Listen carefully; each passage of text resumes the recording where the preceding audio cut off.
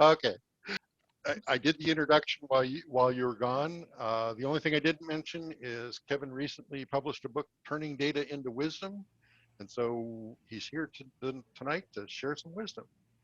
Kevin, the floor is all yours. Awesome. Hopefully everyone can hear me okay. It sounds okay. I'm going through my phone, but it should be good. Now, good. Do you need to? Well, the audio's out of sync, but eventually it gets there. It is out of sync. Okay. Let me share my screen and see if you can see the presentation. Okay. As I'm well. gonna make you the co-host. Yeah. So you can do that. And you should have that. Perfect. There we go. You see a slide now? Slide deck? I see a desktop. Now I see a slide deck. All right. Sounds like there's a little bit of a lag. So listen to the audio and not my voice talking because it'll be out of sync. But thank you for the opportunity to talk here. What brings me here, the title, New Model for Decision Making, just giving you kind of the background. I work in a software company, high-tech industry for the past 20 years, working with data and analytics. And on the personal side, I have 4 boys, and the oldest one is autistic. And I started noticing this convergence like 4 or 5 years ago where my oldest son would just think very, very, very differently. And it always puzzled me because it wasn't necessarily right or wrong. It was just his thought process was very different. And in some cases, it was actually my thought process that was turned out to be wrong. And then I was trying to take a step back. I'm like, I see the same thing happening in the business world. There's tons of data available now. People have to make decisions faster. Technology's innovating. Everything's changing at a rapid pace. How do we know what's right? How do we know what's wrong? How do we know if our assumptions are valid, if our assumptions are invalid? And so I started doing a lot of research into kind of the psychology of decision-making, but also the science of decision-making and how you can marry the two together to optimize decision-making. So what I'll walk you through is kind of the output of that. And it's not just something you can use at work. I actually use it at home all the time. Having said that, you probably don't want to use a model like this for a decision like where to eat dinner or, how to do something very basic. This is probably for, larger, more tactical, strategic type decisions. But I use it all the time now to varying degrees, and it's really helpful. So hopefully it'll be beneficial for all of you as well. So just to kind of set the stage, why things are different now. The brains many hundreds of millions of years ago, we were foraging for food and trying to survive. And that was good enough. It was fight or flight. And we didn't have to deal with data mining and big data and artificial intelligence. We didn't have to deal with complexity and ambiguity and volatility, what we call VUCA. What I went to school with in college, computer science, it's already outdated. My language that I learned was a dead language. Things are changing so quickly that it's causing us to try to make decisions that might be less than perfect. And then the last one being tons of misinformation. Anytime you turn on the news, whether it be fake news or alternate facts, we're bombarded with, some people say, 11 million different data points every minute, all the different senses. How do we kind of make sense of that? So taking a step back, what we do in this decision process is there's actually 5 different types of content that are stored in the human mind all the way back into long-term memory. And so you might have heard of this before.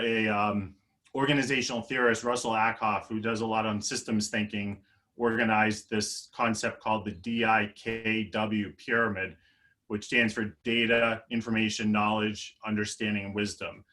The summary of all this is we get loaded with tons of data. No, data doesn't have to be a number. It could be a piece of evidence. It could be a piece of information, like a sentence. It could be my son saying, I feel sick. That's data. And then there's obviously numbers associated with that. But then there's higher orders of understanding what that data means. You start taking 2 data points together and adding meaning, you're starting to build information and store that in your mind. And then you apply that to a situation, you're starting to get knowledge and the understanding of why something happened. And then ultimately the output being wisdom, which is knowing in the future, if I did this, this is the outcome that I'll get. And the thought being that a lot of times we're trying to make decisions, we make it at the data level. We don't make it at the knowledge or the understanding level. And it's not intentional, it's not malicious, it's just, there's so much information out there. How can we possibly make a decision without all of the information? So one of the things we'll talk about in this framework is how we can actually go from data all the way up to knowledge and understanding to make the best decision. And a lot of times it's not technical. It's not, we need more data. It's actually, we have to challenge the mind, to challenge our assumptions. We have to think about the mental models that we have that might be outdated. So the software company I work for, we used to sell perpetually, which means the customer owns the software. Now we sell a subscription in the cloud, and now the customer rents the software. Well, that mental model of how I sell to that customer is materially different. When I grew up, we had cable TV and that was it. That was my mental model. Now there's all these streaming services. I have to readjust to a different mental model. And the brain takes time to do that. I think one of the most famous examples of this is there was an engineer who, if you're ever fascinated with this, Google the backwards bike. He took a bike and reconstructed it so that when you steer to the left, it turns right. And when you turn to the right, it turns left. He had already knew how to ride a bike. He'd pay people hundreds of thousands of dollars if you can ride it, and they all fell off. And the reason was their brain's mental model was they're used to riding a bike a certain way. It took this person, I believe it was an hour a day for 8 weeks to kind of retrain the brain to now ride the backwards bike. And what was really fascinating was once he did that, he tried to get back on the regular bike and he couldn't ride it. Whereas a kid can pick up a bike in 2 seconds, 3 seconds, you know, some easier than others, but they can learn it. It's because they don't have all of this outdated information in their brain. So working all this together in business and then also in personal, how can we follow a process that takes us to avoid all of that kind of misinformation to going up to wisdom? And I thought it just made sense to talk a couple seconds about what are some of those things that can cause this information. So what gets in the way? As it relates to misinformation, sometimes we see data that's incorrect.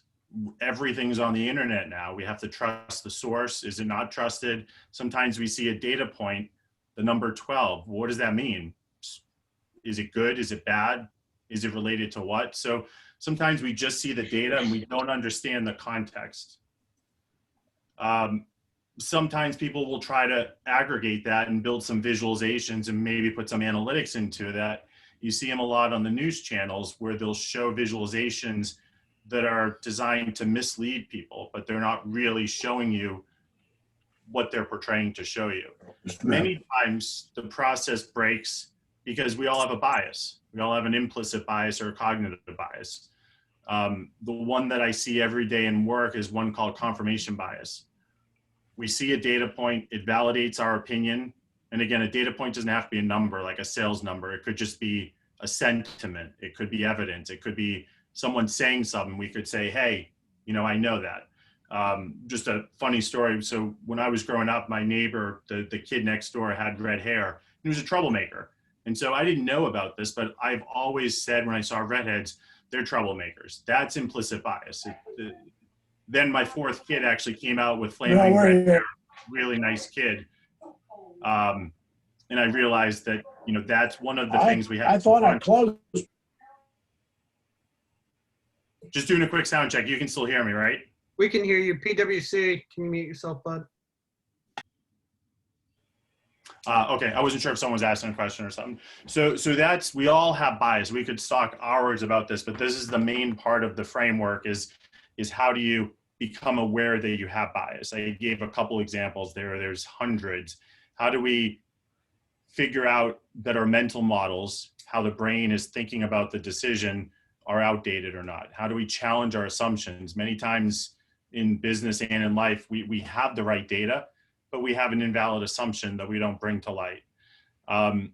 Some people will just take everything they see and they'll say, yeah, I see all that, but I just have this gut feel. So they're not using any data or information. Or other times people will just use data and kind of take away their common sense. And so the goal is to kind of use both of those. And then finally, the thing that we see a lot is people are finding the right information and they're taking it to wisdom, but there's no action because they're either measuring the wrong thing or they're asking the wrong question. And I'll just give you a quick personal example of that because it relates to personal, not just business. I told you my oldest son is autistic and he was getting in trouble in second grade with lots of behaviors. So the teachers would do something called an ABC chart: antecedent, what was happening before, what was the behavior, what was the consequence. And that was all their data. And they said, look, your son's behaviors are increasing. We need to get him a 1-to-1 aid. And everything made sense. Everything looked logical, right? But I just went back and said, I don't trust the data. It's missing context. Can you tell me times of day? Can you tell me a little bit more specifically what the consequences are? And turns out the whole reason the behaviors were escalating is my son would have a destructive moment or a fit of aggression, and they'd send him to the principal's office. And we saw it all in the data. But the problem was his behaviors escalated. And the reason was they had an incorrect assumption. Everything they did was right, except they had an incorrect assumption. The assumption was kids don't like going to the principal's office. Well, autistic kids, like my son, love the principal. They love adult stimulation. He would come home and I said, how was your day after I found this out? And he's like, Dad, it was great. I'd kick the teacher in the shin and she'd send me to the principal and she'd read me a book for 30 minutes. I think I'm going to kick her again tomorrow. And it was that kind of aha moment that the teachers had all the right information, but the reason their decision was not ideal for my son is they had an outdated mental model and they had an assumption that kids don't like going to the principal. Tons of business examples around this as well that we can discuss, but just a couple examples there. So what is the framework? I like using, single lettered things. So it's a 6A framework.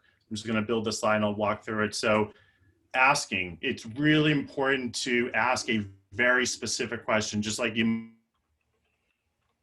we also need smart questions.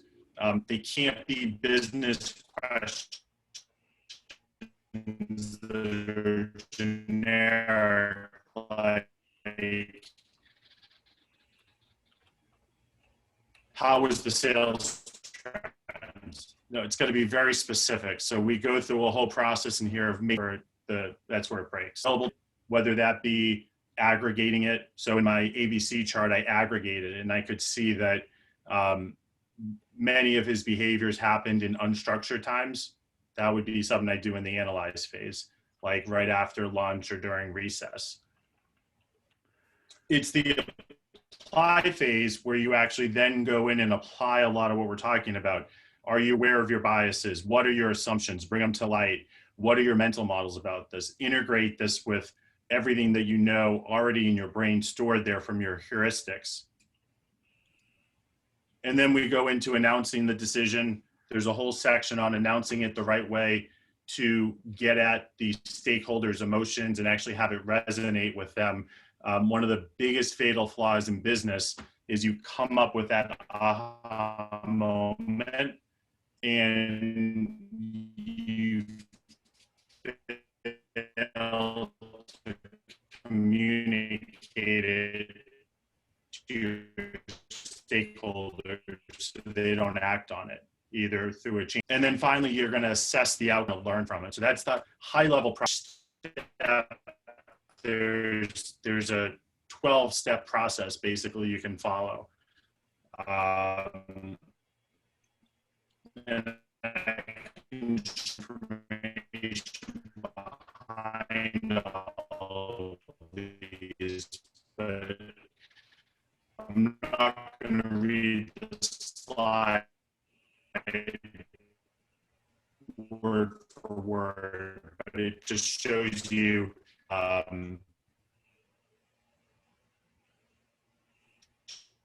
Jeff Bezos, CEO of Amazon, always said, I'm going to have about type 2 decisions or something like that. He spends a lot less time on. Then you find the sources, make sure the source is trusted, build out your key performance indicators. If you're a fan of systems thinking, you want to make sure your indicators are balanced so you're not driving, like in the example with my son in his school, they were actually trying to drive the wrong behaviors because their actions were actually causing the behaviors to spike. And then you go through the apply phase, you go through the announce phase, you go through the assess phase to drive through all this. But if you do this against any decision that's, and I've done it for where do I go vacation, weighing pros and cons, or decisions where it's yes, no, do I take the new job, or decisions like the ones I ran into at my son's school, the data is saying this, but I'm challenging it and it's really telling me this. It really does give you a systematic and systemic perspective into making the right decision. Further and farther into artificial intelligence and machine learning and technology, but the skills needed to do all of this are not technological skills. They're actually soft skills or what we call human skills or future skills. So the ability to mitigate implicit bias. In school, we learn how to read and write, but we spend more time listening, or we should, than reading and writing, yet we don't ever take a training course in listening. We don't learn how to challenge our assumptions. We don't learn how to think exponentially. We learn how to think linearly. We never really learn how to communicate out unless you've taken very specific courses in public speaking. As kids, we never learn to unlearn because we're not supposed to as kids, we're sponges. But as adults, when things change, like the backwards bike, we have to learn how do we unlearn the old bike before we can learn the new bike. And that's a skill that a lot of us don't have and we need. Data literacy, the ability to understand data and what it tells you. The ability to think systemically so that if you have a KPI business and you pull it down this way, it doesn't imbalance the whole system with an unintended consequence. The skill of inclusion, diversity trumps ability. So the ability to add different perspectives into your decision from an inclusive nature. As kids, we're always creative and curious, but as we get older, we're taught that through standard tests and through everything, there's one right answer. So we lose our curiosity, we lose our creativity. Many of us also suffer from low intellectual humility, which is the concept that overconfidence. I'm right and I'm too stubborn to admit I'm wrong.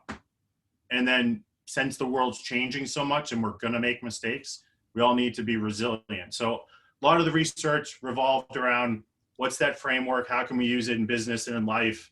And then what are the skills required to do this? And again, what was fascinating to me, and then I'll pause here and it opened up for questions.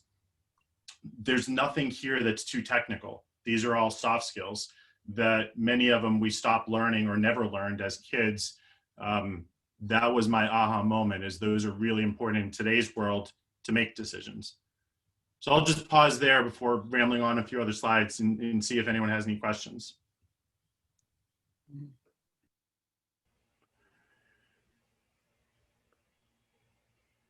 Any questions out there? Kevin, I have one. In our business, we're in the marketing business, and we never get the same answer twice. And a lot of the things that run through this are, all the structure around the data changes constantly, and one person takes a message completely different than another person takes the message. And so I'm interested in how your model handles that, where you run a test and you get one result, you run the exact same test and get a different result. I mean, I know that's a margin of error issue, but I'm curious as to how your model handles that type of thing. The example that I hear all the time is, one person's patriot is another person's terrorist.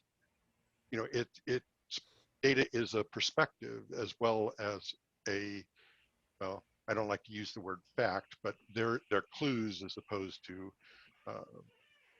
you know, anything that absolutely Absolutely. is going to happen yet. Yeah, absolutely. You said it better than I could, right? Data in some senses is a perspective, right? It is a number, the number 12 or whatever, but what that actually means and what the context is depends on perspective. So what the model does there is in the apply phase, it actually encourages those differences of opinion. And then you bring them to the forefront in a meeting to understand why the numbers are different. That's a critical thing, because in many situations, neither one is wrong. It could come down to, in root cause analysis, you have different definitions of the data. Like to your point, where's the line between a patriot and a terrorist? There's probably somewhere where it becomes a gray line. Those things come to the forefront, and that's the whole point of the model, is then you make a decision collectively based off understanding those different perspectives. But once you do that as a team, in this case, I assume you're doing it as a team, that's where you all rally behind and say, all right, we discussed it. Joe came up with B, Bob came up with A. Here's why we both thought those. Here's what we're going forward with. Here's our answer. And so I actually love those moments because you get those different perspectives. Just like I did again with my son, he would say things, I'm like, that is either the craziest or smartest thing I've ever heard in my life, and I can't really tell right now. But then I'd process it and be like, you know what? It's just a different perspective. So I think the model embraces that. But there are some technical things you can do, like define data definitions before you get all the way downstream. So in that case, your variable is, you know, whatever it is, terrorist or not, you have clear definitions for what that is to make it as least subjective as possible, I guess. Right, but your model is looking for the right answer, and there isn't one. It's, well, yes, but so if you think of like the scientific method, right, you have a hypothesis and then you're trying to break and disprove it. And then if you can't disprove it, you validate the hypothesis. The model is kind of doing the same thing. It's kind of the scientific method with business data, is you have that hypothesis and you get different perspectives. So if you say, my answer is A or similar, and then your colleague is saying something different, you are going to have that moment in that apply phase where you have to determine, what do you do? Do you all agree on A? Do you go back and rewrite the question or similar? So there definitely is some subjectivity into it, but you're doing that, in that case, in a diverse group, if that makes sense. Other questions?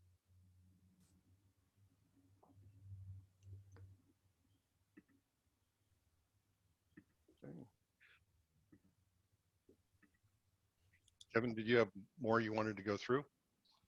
I could, I mean, I could talk for hours about this, but no, I mean, I can share out the slides that show all of these. I can, I think we have 6 or 7 different examples that walk through the framework that range from business to individual ones that I can.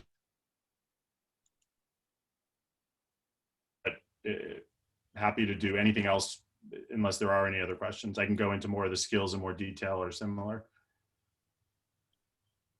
Otherwise, that was the slide deck I built for today. Didn't want to bore everyone with PowerPoints too much. No death by PowerPoint. Thank you. I mean, I'm still interested in you know, how you look at solving, especially business type problems, where there isn't a right answer. And you know, marketing is full of these types of examples, where you know, we have about 9 different types of influences that can go on inside of advertising. Some people will respond to one, some people will respond to the other, and the audience is a variable. And you know, we end up with these problems that are, as far as we know, impossible to solve, come back to becoming a gut call based on the best data you can gather. Well, I mean, from a very advanced analytics and statistics perspective, you can do a lot of multiple linear regression and classifications to try to figure out what are the most important variables from that influencing and marketing.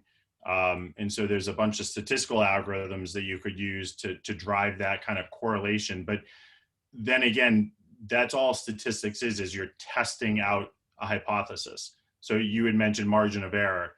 Let's just say I love coffee. So let's say I want to open up a new coffee location and I get tons of variables about all of the already existing coffee locations, how many schools are there, how far it is from the highway, how many workers in that area, what's the average income in that area. And then I find any open lots where there might be an ability to put a coffee point.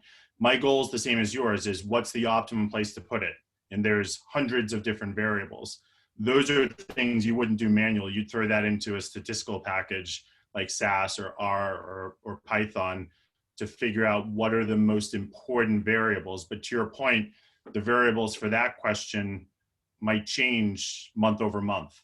And that's where you have to keep going through that process iteratively. You know, the answer for what's the most influential variable today might be different for the next campaign in the next month and so forth. So in that case, in that specific situation, I would use, I said everything here is not technical. I would be very technical with that. And I would go into some advanced statistics to find out which ones have the highest correlation and causation to influence. But that's assuming that your data set is complete. Inflation for 100 Italian. Someone else have another question? I don't want to be capitalizing this conversation. So to your point, you have to look at it like your data set's never going to be complete. So if you have a sample size of like 5 visitors on your website, that's obviously not enough. There'll be some that is a sample size which is giving you a high enough margin of error. And I don't want to go too far into statistics, but you're right. There's situations where you're not going to have a complete data set. In fact, you almost never will have a complete data set. And that's where you'll come out of it statistically with a level of confidence that something is statistically significant. And then, yes, you still have to make that decision. If something says we have a 93% confidence that this is the right variable, there's still 7% risk that it's not. So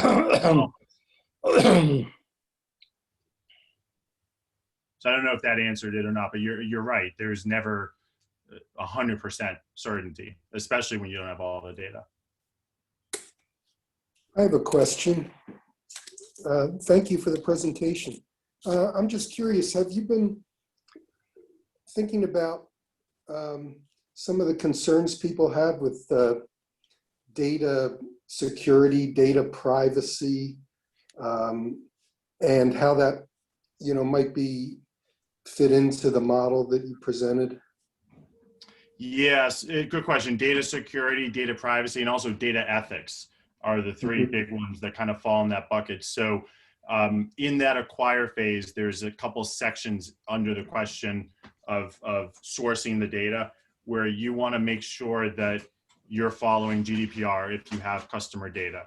You're making sure that that data is secure if it has protected information like customers' addresses. I mean, we all see hacks where they say, hey, they got your credit card number. That's a problem with the data strategy and the data governance. But the one that's the fine line in the model is data ethics. So you could have a decision-making framework that, let's say, a bank is using to decide whether they should lend out a credit card or not. Is it ethical to bring in things that potentially would have a negative impact on urban civilians versus suburban? So once you start getting to that black box of then using machine learning, you have the whole ethical debate of what's right and what's not right. Without going down that tonight, the beauty of that, from my perspective, is that's exactly why you still need humans. That's exactly why you still need models like this. Otherwise, the data is not going to have the right context. It's going to do what it sees as right. And unfortunately, sometimes what it sees as right is what it sees happen most often, which is actually not the right thing. It's the wrong thing. Snowballs. So robots aren't taking over the world, right? Humans will always have to be intervening in that process for that governance, strategy, and ethics. Absolutely. least that's Thank my you. thoughts. I mean, some people have it as a true black box, but those are the ones that are going to come into a lot of issues. There was a famous story about 10 years ago. Target, the retail chain, they have a lot of statistics on staff, and they want to market. So, you know, when you go out of the store and they give you printed coupons, they're specific to your shopping basket. Well, Target will mail you monthly catalog coupons, and they're specific to your buying pattern. So the story goes, and it's not an urban legend, it actually happened, that a teenage girl got a pamphlet in the mail, and it was either first trimester or second trimester things like vitamins and drugs. And the father of the teenager went completely crazy. He didn't realize the girl was actually pregnant. So the story in all of the tabloids was Target identifies girls pregnant before the girl's father, not the baby's father, but the girl's father, because she was underage. That's an ethics issue for Target. It's great that they had the power to do that, but do you really want to do that and have those kind of eyesores? To me, that's the ethical dilemma that the model hopes to bring out is, yes, you can do it, but should you? Thank you. I have a question. I wanted to see if I could tag on to what Bob was saying. Hi, Bob. It's great to see you. Can you hear me? I can. Oh, perfect. So you were talking. Adele, Yeah, we can see you on the list, but we can't see you. I know my Your camera's not camera. working, so Okay, got it. I apologize for that. Okay. But Well, we can see you. It's fine. okay. So Kevin, this is fascinating and right up my alley. I'm an instructional designer and a business consultant. But what is of interest to me, especially, is what you might be using in the way of what you might call, say, a conditioning conversation, if you have such a thing, to prepare a group of people whom you think might have a lot of predefined assumptions, a lot of implicit bias, looking for bias confirmation, a reflection, in other words, of what we're seeing in society right now quite a bit. And you have a sense that you're going to be presenting something that may be uncomfortable for this group or for some members of the group, that may be shocking to the group.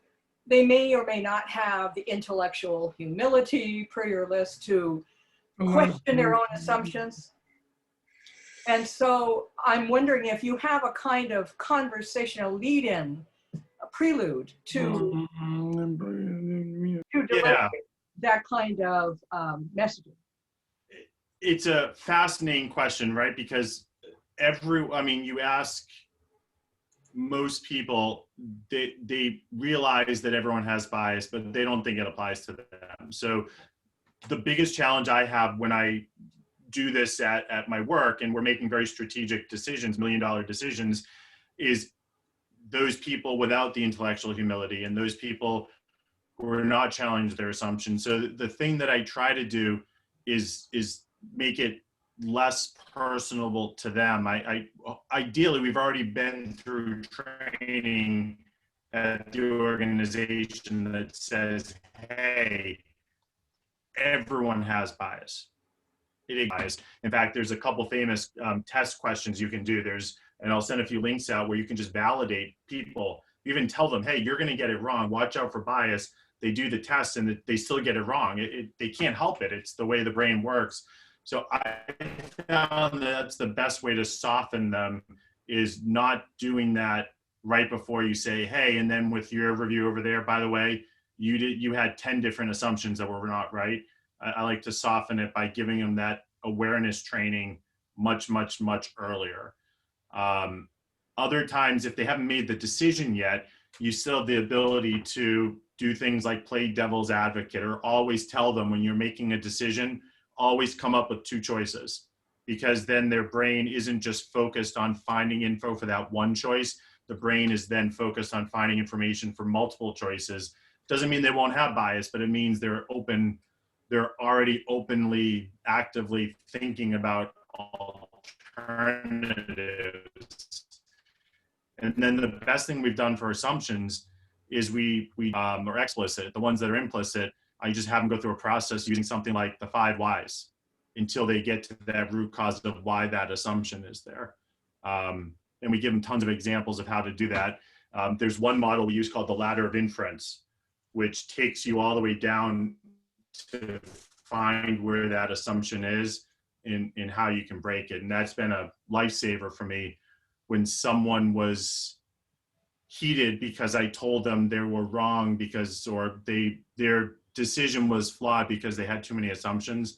We'll use this Ladder of Inference to walk down it a little bit. So are you saying, Kevin, that you have a kind of awareness training prelude, whether it's if people you might not have ever met before, you may not have been working with them yet over a period of time, but if they are strangers to you and you suspect there could be disbelief or even, anger, presenting a certain set of conclusions or tentative conclusions, that you would give them an awareness training moment and then take them through various exercises like the 5 whys or the Ladder of Inference to help tease out things that look like they are really going to create some kind of boondoggle in the conversation. Did I get that about right? If that's feasible, I mean, if you're doing it on a contract basis and the customer has 1,000 employees, that might be tough. But at our company, we are a data and analytics software company, right. And so we made it mandatory for everyone to go through this training where we actually teach them many of these skills here. We teach them about bias. We brought in the Neuro Leadership Institute, and we make sure everyone's aware of that. We bring in diversity, equity, and inclusion training. And so they're already aware of it, which helps, because if they're not aware of it, you're going to, like you said, you're going to hit them over the head and they're not going to understand why, because it's all implicit, right? It's unconscious. They're not aware of it. Exactly. And it sounds like you're mostly then working with folks that you've developed a relationship with, and you have this stepwise process that you go through to get them prepared on a number of levels. I was thinking about a number of ways to apply the material from your presentation and potentially from your book to all sorts of things like mediation or, more social situations. I'm sorry. Oh, no, sorry. I was going to say absolutely with mediations.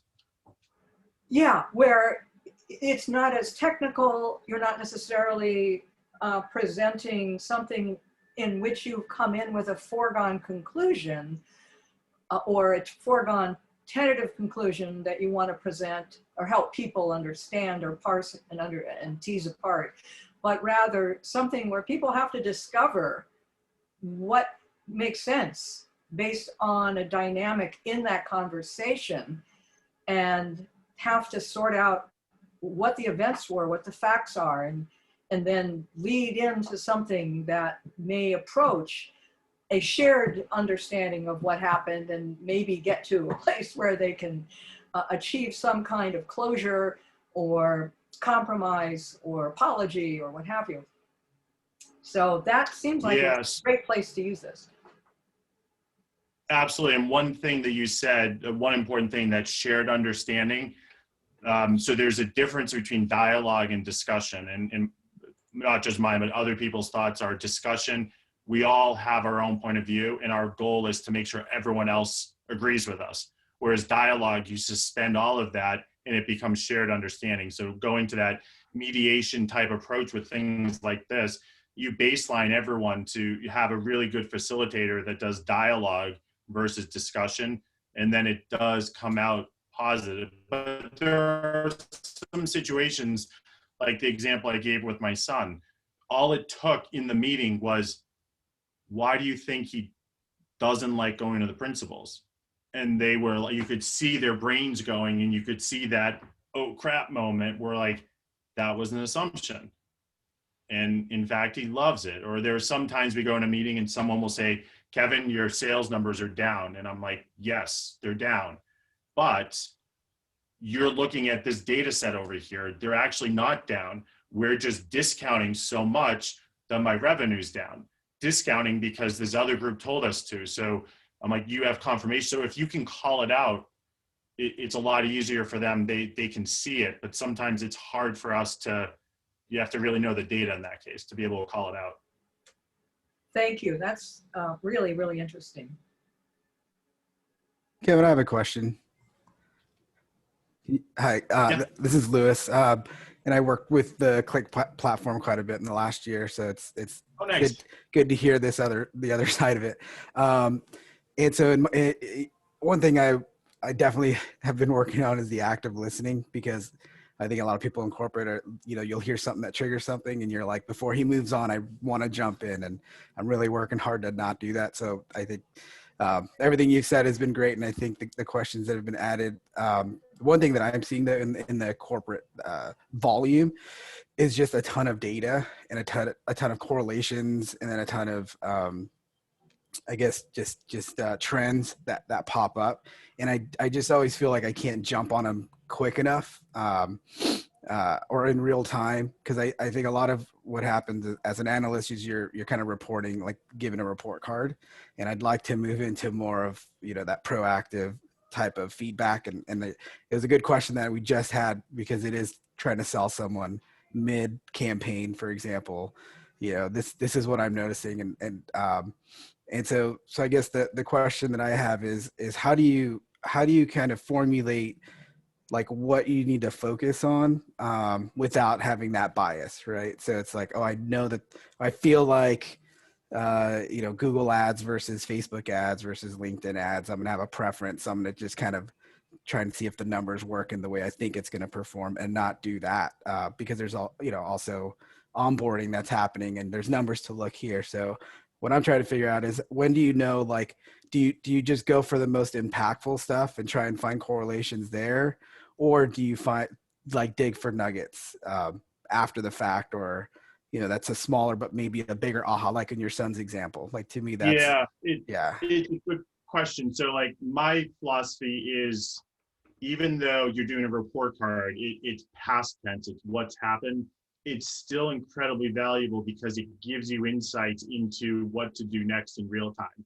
So if, for me, 90% of the time, you are picking, not you, but people are picking the wrong trend or the wrong correlation because they haven't built the right measure. Is like the golden nugget, but it is incredibly hard because you have to think systemically. So do your KPIs have leading and lagging indicators?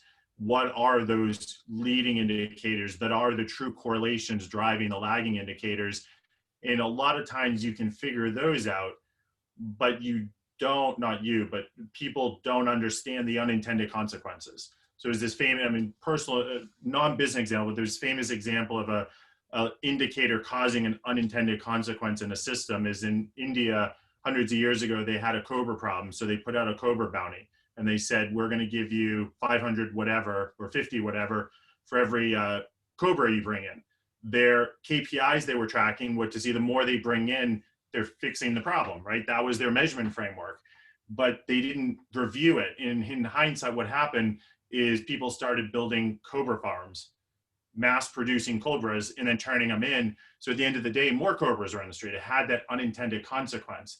When you see tons of correlations and you're trying to figure out what's the most important one, it's that magic bullet of what is that measurement framework. And unfortunately, a lot of it is trial and error with historical data and then testing it.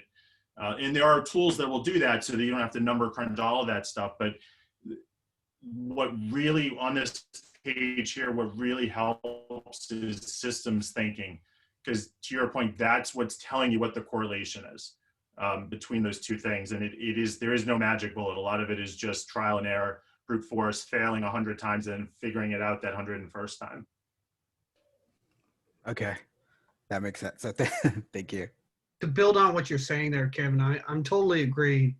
But that's why it's so important that we measure our experiments that we run, right? Yes. Like we have to measure what is it that we're going after? What is the end goal? What's that KPI? And what was the result? Do a retrospective and see what was successful, what didn't work, and how we can alter that initiative going forward. So good. Absolutely. Yeah. So every KPI should have, every measurement should have a lagging KPI. What's the outcome? Is it revenue growth? Is it profit growth?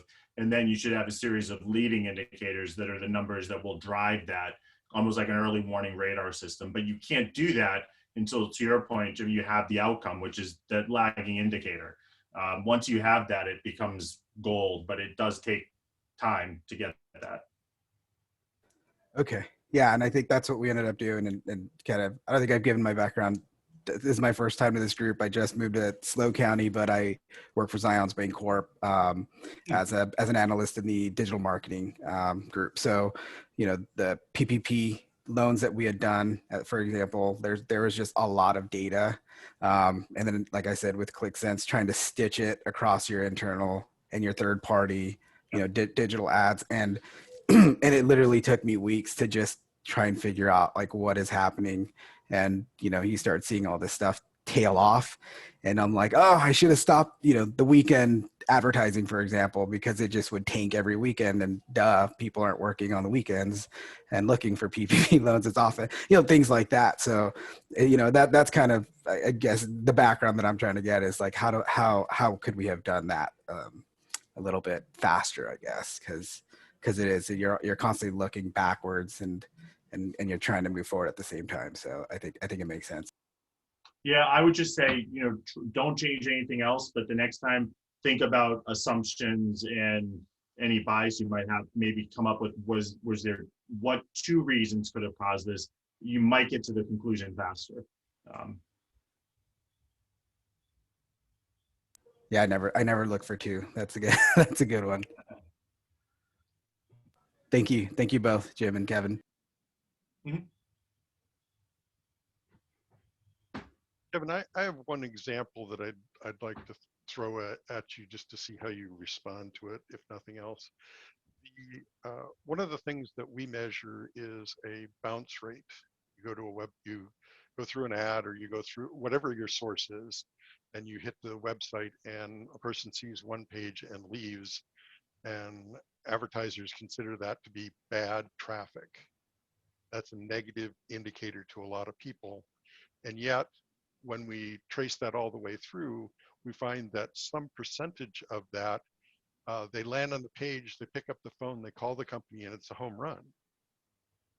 And so they cut the process because the data is there, it's accurate. The person was there for 1 second and bounced off the page, but that 1 second was spent dialing the business and doing an order with it. So that's the kind of stuff we run into with data that becomes difficult for us to deal with, is you never know exactly why something happened the way it did. And so you don't know how to consider the number 12 because, quite frankly, you don't know the context. And it's kind of like the example you use with your son, because that action by that teacher for a person who's not on the autistic spectrum could be very, very much the right answer, but it was applied to the wrong audience. And that's the issue we run into constantly is, you know, you have an audience of 100 people, 30 of them respond to one thing, 30 of them respond to another, 30% respond to another. You know, it makes us crazy trying to get down to, you know, what's it mean at the end of the day. Yeah, and I'm probably not answering this specific enough, but I'll answer it high level, then I'll go specific. Sometimes when I have those situations, I can't sample everyone, but I can do surveys and focus groups and interviews, and sometimes that can give me, I know the bounce rate is artificially high because a subset of people are calling. I just don't know how many. Then if we're doing A/B testing, maybe I do something where instead of, and I don't know if your site has the capability, but instead of calling, that button does something else, pop-up that has the number that you can then just say how many people open that pop-up to give you more insight into how many people stopped the bounce rate because they actually transacted versus because they didn't see anything of value. But you're right, that's the hardest part, is the context is missing there. Your ultimate question is, what's the true bounce rate? You'll never know. You'll have to determine that using some of the human elements of, okay, some people are going to register, some people are going to go on and call us, some people maybe found the answer they needed and they didn't leave, they didn't stay because they already got the answer. So I don't think I'm giving you a magic bullet, but those are the questions where talking out the process and saying, okay, maybe the bounce rate's not 60%, maybe it's 40%. Does that materially change our decision that we have to make? Yes or no? In going through that process. Because I don't think the data has to be exact. It just has to give you enough insights on what your action should be. And I don't know if I answered that with any specificity or not, but that, and I'm not in marketing, but that's how I would look at it, is I know you're never going to have, there's always going to be uncertainty and there's always going to be risk. Well, that's because all the data we're looking at are correlations, not causations.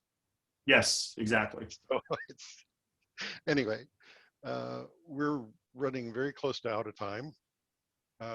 And I'd like to ask if anyone else has other questions they want to put out there. Yes, no, okay. Any other issues that anybody would like to raise? Otherwise, I'm going to turn off the recording.